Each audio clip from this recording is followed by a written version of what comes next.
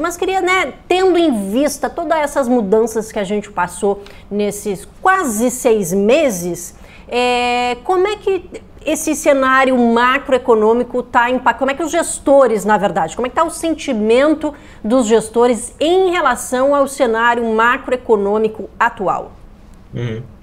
Então, eu acho que continua ainda esse cenário mais marginalmente, majoritariamente pessimista, né, principalmente de incertezas em relação ao andamento da política monetária, né, de inflação, né, expectativas de inflação lá fora, né, os Estados Unidos é um grande proxy para o restante do mundo, então tudo que acontece por lá reflete economias desenvolvidas, principalmente emergentes, né, então eu diria que permanece essa incerteza em relação à política monetária e inflação. E você tem também as idiosincrasias brasileiras, né? Que o cenário fiscal por aqui também tem sido conturbado, né? Você teve recentemente aí a PLDO reduzindo as metas fiscais, né? Então isso também impactou na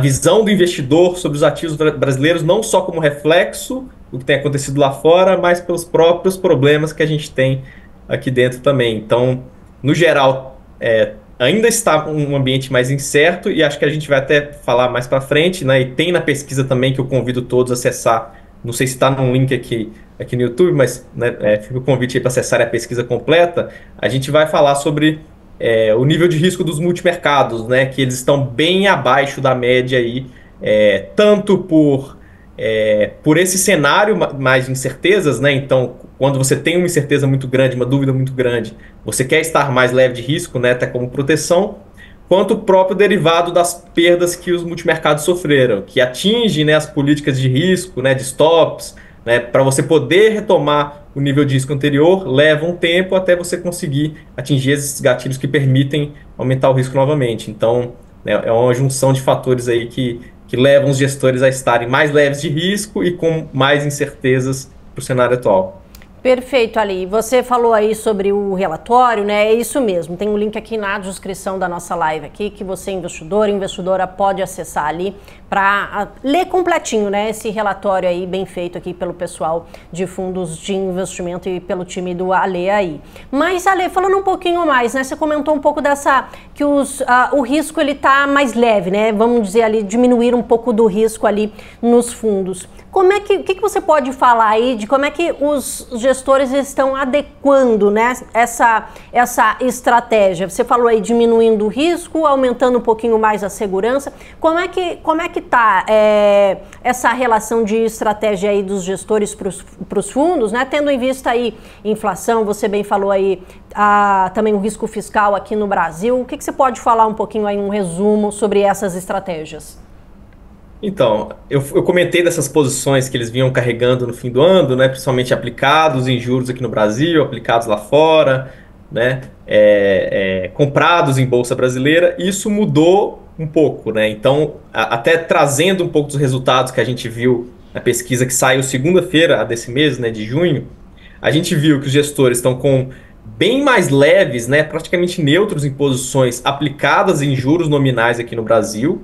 Né, continua ainda um direcional aplicado para juros reais, né, que tem uma dinâmica indiretamente parecida, mas né, diferente, né, que você tem os juros reais muito gordos aqui no Brasil. Pô, NTNB pagando IPCA mais 6, né, 6,5%. Então você tem algum prêmio aí a ser extraído com essas posições aplicadas que muitos ainda mantêm. Além disso, você teve uma redução nas posições compradas em real, então alguns foram vocais lá no fim do ano passado em ter essa posição, muita gente carregou também ao longo do primeiro trimestre, e isso foi reduzindo ao longo do segundo trimestre com as perdas e a mudança de expectativas para o cenário. Também as posições em bolsa brasileira foram reduzidas, então falando aqui sobre o Brasil, né?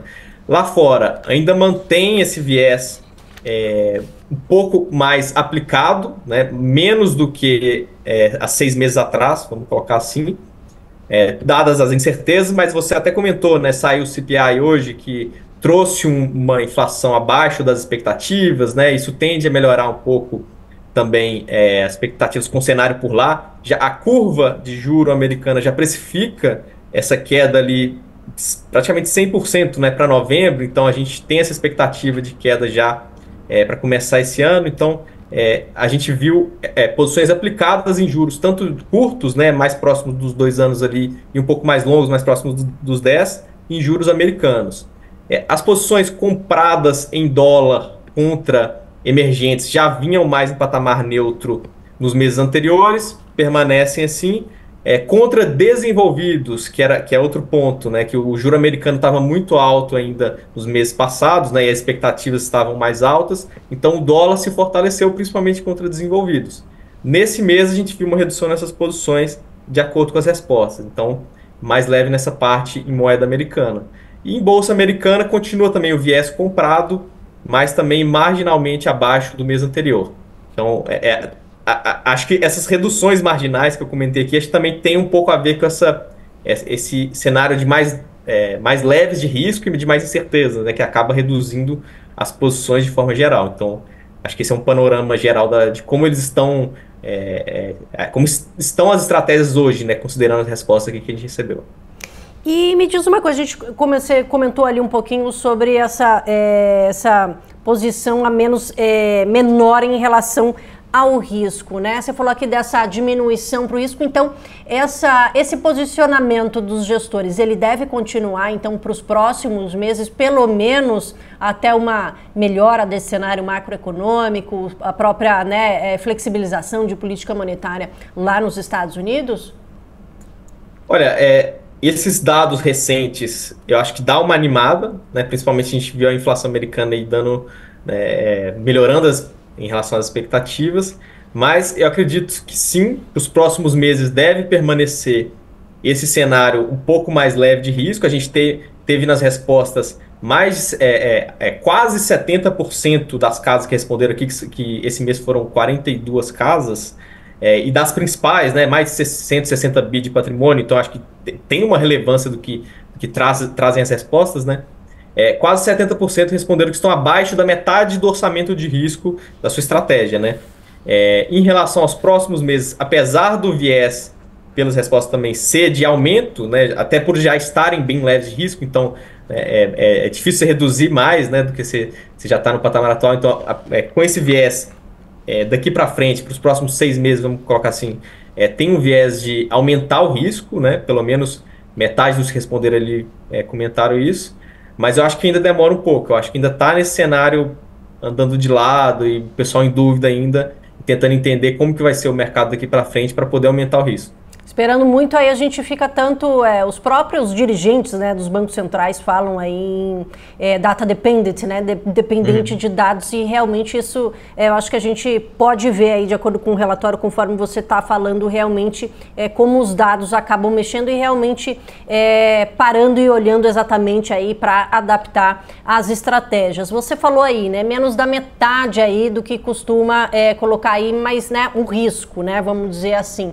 Mas como você bem falou, a posição em ações brasileiras, em bolsa brasileira, ela acabou diminuindo. E você falou desse um pouco, né, uma melhora, né? Pretende-se, né, os gestores pretendem alocar um pouco mais esse risco. Isso presume-se, podemos presumir que isso seria mais direcionado para as ações internacionais, porque a gente tem visto, apesar, né, enfim, dessa demora na flexibilização, as bolsas lá nos Estados Unidos continuam, né? Principalmente ali S&P 500, Nasdaq, batendo recordes históricos, indo muito bem, claro, puxado ali pelas Big Techs, mas você acredita, assim, né, conforme ali você viu no relatório, essa puxada de risco pode ser levada mais para o cenário internacional do que o nosso próprio cenário aqui doméstico? Olha, o que a gente tem escutado nas discussões, e é um pouco o consenso do mercado, né? Que a Bolsa Americana está bastante cara, né? Pô, e você teve uma alta de quase 10% já nesse ano, né? Como você falou, puxado por essas, né, as maiores empresas e principalmente empresas de tecnologia. Eu diria que o direcional ainda é comprado lá fora, mas eu não diria que a tendência seria aumentar muito mais lá fora, não.